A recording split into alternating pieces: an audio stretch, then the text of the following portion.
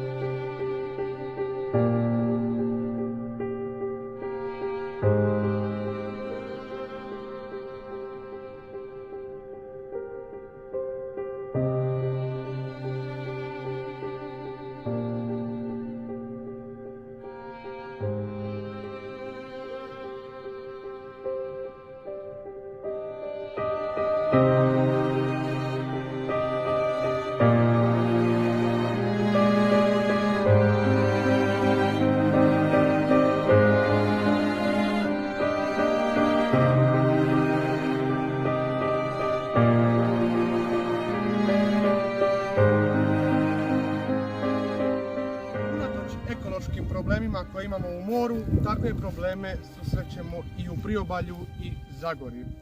Oni ne samo da štete našem imidžu i turizmu, oni su problem zdravlju stanovnika. Susrećemo divlja odlagališta građevinskog, kao primjerice ovog, i osobnog otpada.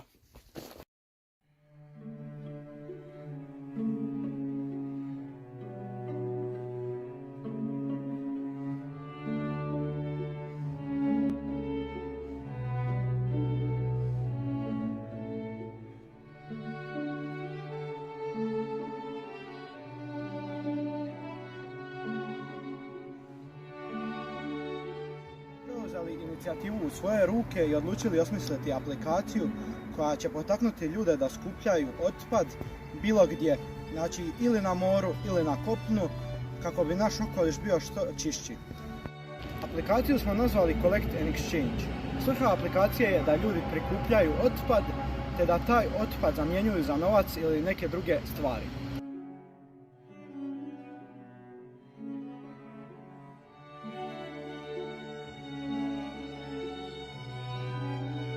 Projekt R2P za cilj ima educirati i informirati građane na području Republike Hrvatske o odgovornom postupanju s otpadom te povećati svijest o potrebi osobnog doprinosa što se tiče gospodarenja otpada, te je zato izmišljena aplikacija Collect and Exchange kako bi se potaklo ljude na što veću reciklažu. Koja je ponajprije namijenjena stanovnicima Republike Hrvatske, ali i njenim posjetiteljima. Osim što ima edukativnu vrijednost, putem aplikacije će također biti moguće praćenje odvoza otpada. Zato uzmimo stvari u svoje ruke i rukavice na ruke, brinimo se o lijepoj našoj i čuvajmo okoliš. U ovdje priloženoj prezentaciji možemo vidjeti članove R2P tima. Nekoliko informacija o području na kojem je snimano i provedena su kratka istraživanja u kojem smo anketirali naše ispitanike. A tema istraživanja je bila zaštita okoliša, zbrinjavanje i reciklaža otpada.